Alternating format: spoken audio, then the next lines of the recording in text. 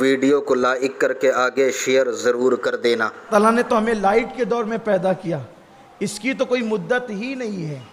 اگر ہم یہاں روشنی کریں، صرف روشنی کرنے والے پر یہ انعام ہے کہ مغفرت کی دعا ہوگی جب تک کہ روشنی ہوگی۔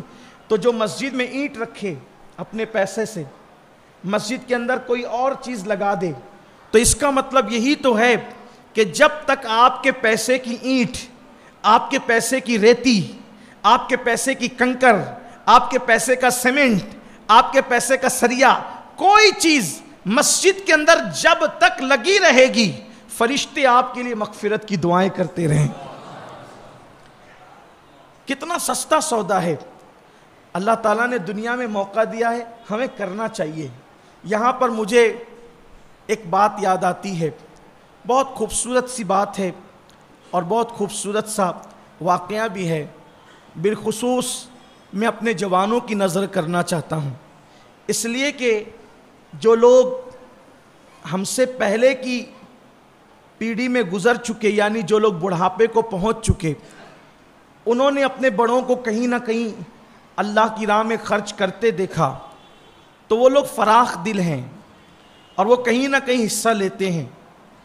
اب ہمارے شہر کے جو جوان ہیں ماشاءاللہ وہ داڑیاں رکھنے میں شوقین ہیں، نماز کے لیے بھی آ رہے ہیں، روزے کے لیے بھی آ رہے ہیں، لیکن ایک کمی اب ان کے اندر ہے جو وہ دور ہو جائے، اللہ کرے، کہ وہ اپنے اخراجات کے معاملے میں بادشاہوں کی طرح ہے۔ ہمارا جوان اپنے اخراجات کے معاملے میں بادشاہوں کی طرح ہے، لیکن ابھی اللہ کی راہ میں دینے کا وہ ذوق ہمارے جوانوں میں پیدا نہیں ہوا۔ جوانوں کی بات کر رہا ہوں، جو لوگ ادھیڑ عمر ہو گئے یا بوڑھے ہو گئے، ابھی ان کی بات نہیں، وہ تو ذہن ہے جن کا دینے کا، وہ تو ہے، اللہ کرے بنتا رہے۔ لیکن نئی نسل کے لیے، جوانوں کے لیے کہتا ہوں، آپ بھی ذہن بنائیں اور اپنے خرچ میں سے نکالیں۔ اس کی وجہ یہ ہے کہ جب ہم اللہ کی راہ میں دیتے ہیں یوں کر کے، یا جس اعتبار سے بھی اللہ کی راہ میں دیتے ہیں، تو وہ لینے والے کے ہاتھ میں بعد میں پہنچتا ہے، پہلے وہ اللہ کے دست قدرت میں پہنچتا ہے، وہ اللہ کے ہاتھوں میں پہنچتا ہے، جیسا کہ اس کی شان کے لائق ہے، اس کے ہاتھ ید اللہ، اللہ کے ہاتھوں میں۔ ہمارا ایمان ہے کہ ہم اللہ کے ہاتھ مانتے ہیں، لیکن اس کی کیفیت کیا ہے، کیسے اس کے ہاتھ ہیں، یہ علم اللہ کو تفویض کرتے، اس کو سونپتے ہیں کہ مولا تو جانتا ہے تیرے ہاتھ کیسے۔ اتنا ضرور جانتے ہیں کہ تیرے ہاتھ ہمارے ہاتھوں کی طرح نہیں ہے، تیرے ہاتھ کیسے یہ تو جانتا ہے، ید اللہ کیسے تو جانتا ہے، ید اللہ پر ایمان ہے، کیفیت اللہ جانتا ہے، اور اس کے بتانے سے اس کے رسول جانتے ہیں صلی اللہ علیہ وآلہ وسلم۔ کتنی بڑی بات ہے اگر کسی کی دی ہوئی چیز میں اپنے ہاتھ میں لے لوں۔ آپ کہتے ہیں یار کہ فلاں صاحب نے میری چیز اپنے ہاتھ میں لی، مجھ سے اور بڑی شخصیت کوئی پیر صاحب، ارے پیر صاحب نے میری چیز اپنے ہاتھ میں لے لی، اور ان سے بڑی ہستی فلاں صاحب انہوں نے اپنے ہاتھ میں لے لی۔ سوچو تو صحیح، وہ تمہاری دی ہوئی رقم جس کی کوئی اوقات نہیں ہے، وہ 10-20 روپے، وہ 50-100 روپے، وہ 10-20 ہزار روپے، جس کا حال یہ ہے کہ تم مر جاؤ تو تمہارے وارثین اس کے لیے جھگڑا کریں۔ بلکہ حالت یہ ہے کہ بعض مرتبہ بچے تمنا کرتے ہیں کہ جلدی سے بڑھاؤ مرے تو پھر وراثت تقسیم ہو، اس لیے کہ بڈھا مرتا نہیں تو وراثت تقسیم ہوتی نہیں۔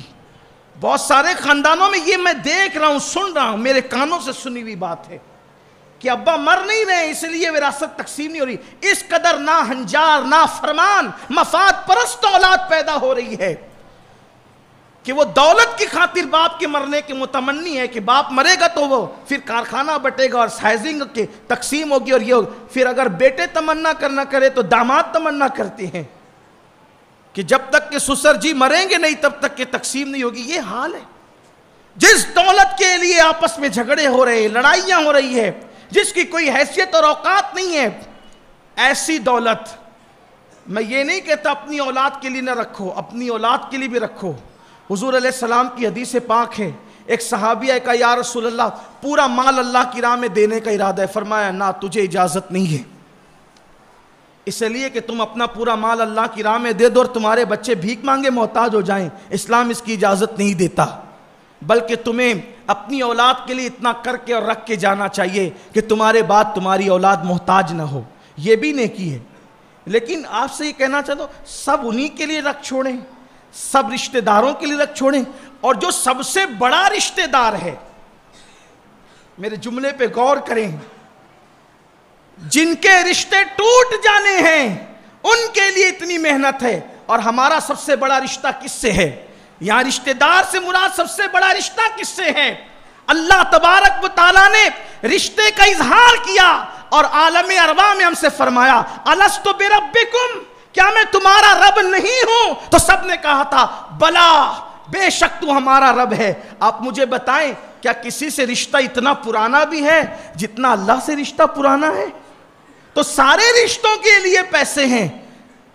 جس نے سب کچھ عطا کیا وہ رب کے لیے کچھ نہیں, اس اللہ کے لیے کچھ نہیں.